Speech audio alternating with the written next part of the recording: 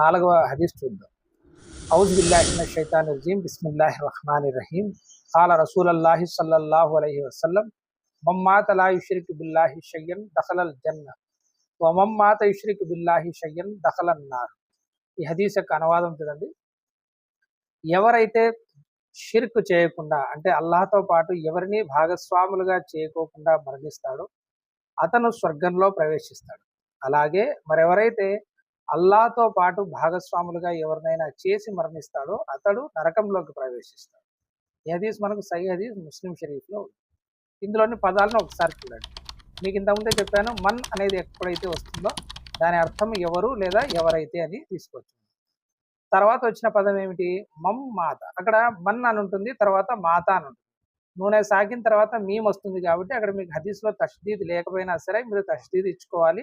ఇదిగా మాల్గున్నా అవుతుంది అది. కాబట్టి మమ్ మాత అవుతుంది. మాత అనేది మౌత్కు సంబంధించింది అనమాట. మౌత్ అంటే మీకు అందరికీ తెలుసు, మరణం.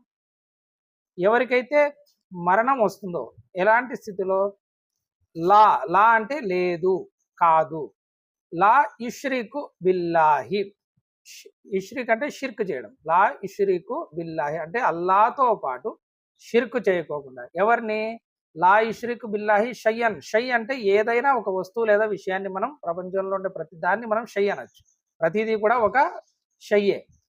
ఏ షైతో కూడా అంటే వ్యక్తి కావచ్చు, వస్తువు కావచ్చు, దేనితో అయినా సరే అల్లాతో పాటు షిర్క్ చేయకోకుండా మరణిస్తే దఖలల్ జన్న. దఖల అంటే దాఖిల్ హోనా. దఖల అంటే ప్రవేశించడం. జన్న అంటే స్వర్గం. అంటే దీని అర్థం ఏమొస్తుంది? మమ్మాత లా యుష్రికు బిల్లాహి షయ్యన్ దఖలల్ జన్న.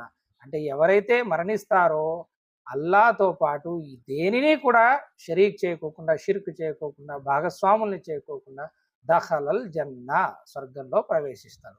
అదేవిధంగా తర్వాతి భాగం మమ్మాత యుష్రికు బిల్లాహి. ఎవరైతే మరణిస్తాడో, ఇంతకుముందు ఏమొచ్చింది? లా యుష్రికు బిల్లా. ఇక్కడేమొస్తుంది? ఇష్రికు బిల్లా. అంటే షిర్క్ చేసి గనక మరణిస్తాడో, షయ్యన్ ఏదైనా వస్తువుతో కానీ, విషయం కానీ, వ్యక్తితో కానీ షిర్క్ చేసి అల్లాతో పాటు మరణిస్తాడో దఖలన్ నార్. నార్ అంటే అగ్ని. నరకానికి మనము ప్రత్యామ్నాయంగా ఇంకో పదంగా మనం నారని పిలుస్తాం, జహీం, ఇలా రకరకాల పదాలు ఉన్నాయి నరకాన్ని పిలవడానికి.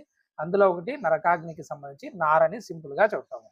కాబట్టి షిర్క్ అనేది అల్లాహ్ దృష్టిలో అత్యంత ఘోరమైనది. కాబట్టి మనం అందరం కూడా షిర్క్ నుంచి రక్షించబడాలి. ఎందుకంటే అల్లాహ్ తఆలా షిర్క్ తప్ప మిగిలిన అన్ని పాపాలను కూడా అల్లాహ్ కోరితే మన్నించవచ్చు. షిర్క్ను మాత్రం అల్లాహ్ తఆలా క్షమించడు. కాబట్టి ఎటువంటి పరిస్థితుల్లో షిర్క్ చేయకోకుండా జాగ్రత్త పడాలి. అల్లాహ్ తఆలా మనందరినీ షిర్క్ నుంచి రక్షించి